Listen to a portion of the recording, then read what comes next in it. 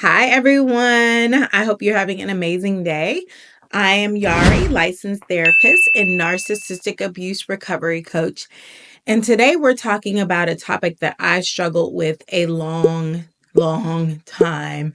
And it's dealing with narcissists that you can't get rid of. My personal experience is a sibling, but for you, it might be a parent, it might be a boss, it might even be your child's other parent. And when you can't go no contact, because that's what everybody yells, just go no contact.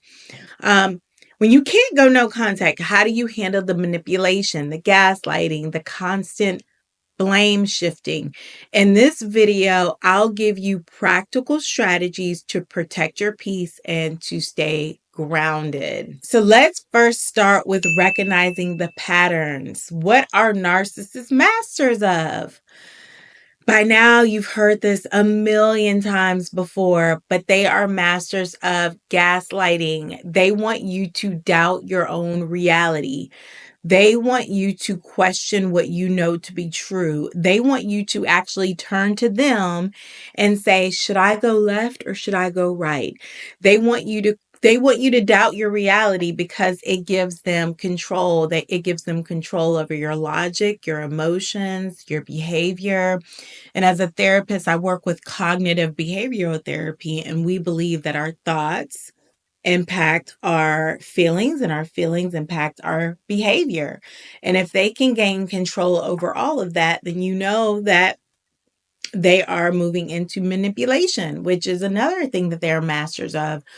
Twisting situations to control you. They want to twist situations because they want to always be the one that comes out on top. They want to blame shift at all costs. Whatever it is, they want to avoid taking accountability. They never want to admit fault. They never want to say, you know what?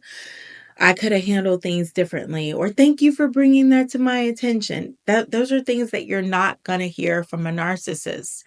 They want to make you the problem, because if you're always the problem, then you're always trying to figure out how to make things right. Then you're always apologizing. Once you recognize these patterns, you begin to realize that it's not about love or logic, it's all about control.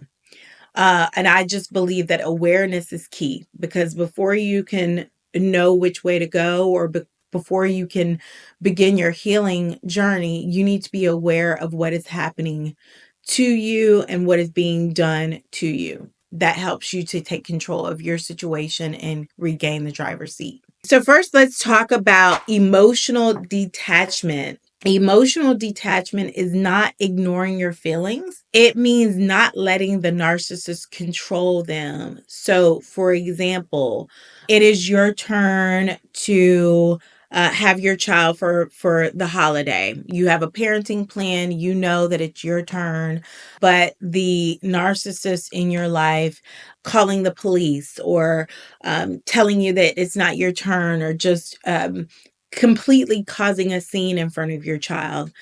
You have some options, right? Like this is a situation that is happening. Should you ignore your feelings, ignore reality, ignore what's going on? No.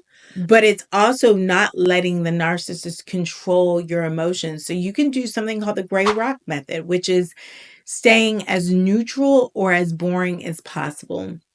Because the moment you react, this is what they want you to do. They want you to take the bait. They want you to react. So I need you to, and sometimes we're human. Sometimes we have our reaction, and it's not moments that we're proud of. But with time, you'll learn to not take the bait. You'll learn to pause, breathe, and remind yourself that their drama isn't yours to fix. We are learning to focus on what you can control. Their behavior isn't your responsibility. Your reactions are. So the goal here is to protect your peace by not giving them the emotional response they're looking for. So many people say it is impossible to set boundaries with a narcissist. So I'll give you a personal story. In my life, when my children were young, I had a boundary where between the hours of like 7 to 8:30, when you're trying to like finish up dinner, last minute homework, get the kids to bed. I ask my family, hey, unless it's an emergency, please, from these hours, please help me protect my peace within these hours. What the narcissists in my life do? Intentionally called every day during those hours, right? And so at first I'm like, I feel guilty. I need to answer the phone. What if it's an emergency? But then after the pattern, I began to realize that this person is testing my boundaries on purpose. This person is doing this because they want to show dominance in my life. They want to show me that my boundaries are not important. And so I knew that it was important for me to set boundaries. So it was my best defense. And it's what narcissists hate the most. They'll push them, they'll test them, they'll guilt trip you. But boundaries are about protecting you and not controlling them. So here are some examples of how you can begin to set boundaries. Limit conversations. If things start getting disrespectful, simply end the call or walk away. So stick to clear communications. With a co-parent, keep conversations about the kids only. Text, emails work best. It's also a paper trail for you. Say no and mean it. I know sometimes we are taught that saying no means that you're being mean or you're not showing up for people. But there are times in your life that your no is what it is. You don't owe them an explanation for the boundaries that you set. Remember, boundaries are about creating a space where you feel safe and respected, even if they refuse to respect them. You have the right to protect your mental health. And we all know that dealing with a person with narcissistic tendencies is draining. It is very, very draining. So, prioritizing your mental health is important. How did I do that? How did I begin to walk away from the narcissistic relationship and set boundaries?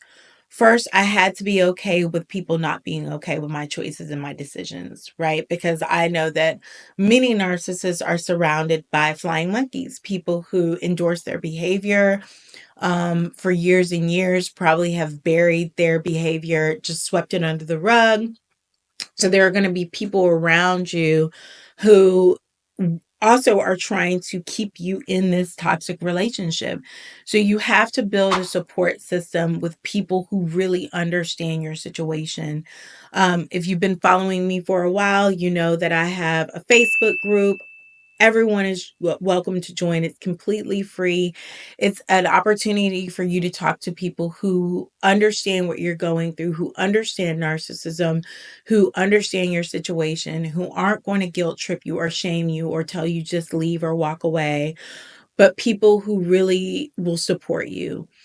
I want you to also affirm your reality, right? Because with narcissists, there's so much confusion, gaslighting that sometimes you're really like, am I tripping? Or are they like, is this happening? Is this real? And so affirm your reality by journaling, writing things down that can help you combat gaslighting and remind you of the truth. I have many, many, many, many, many, many journals.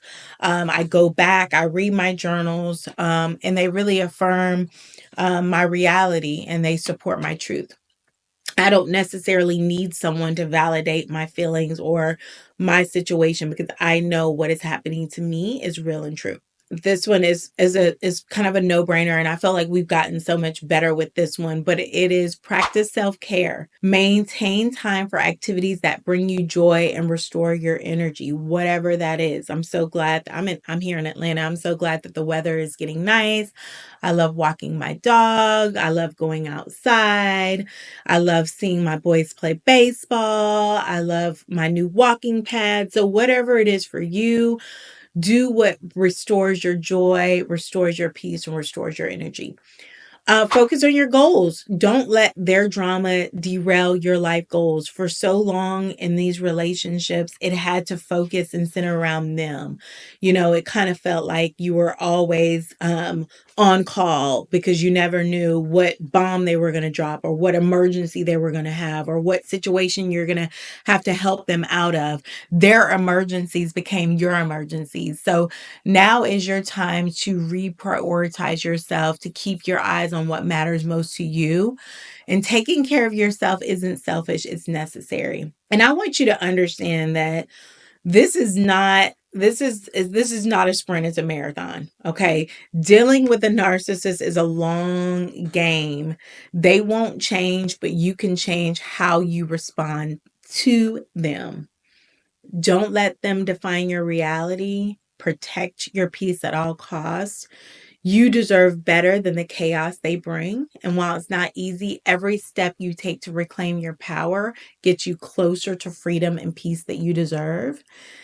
And so I just want to, just come on the podcast and be a little bit more vulnerable and share a little bit about my experiences. If you have an experience that you want me to share, or if you want to be on this podcast, please feel free to reach out. Thank you for watching. If this video has helped you in any way, like, comment, share, subscribe for more tips on navigating narcissistic relationships. I'm here to support you every step of the way. If you have questions, please drop your questions or experiences in the comment. I'd love to hear from you. Until next time, stay well.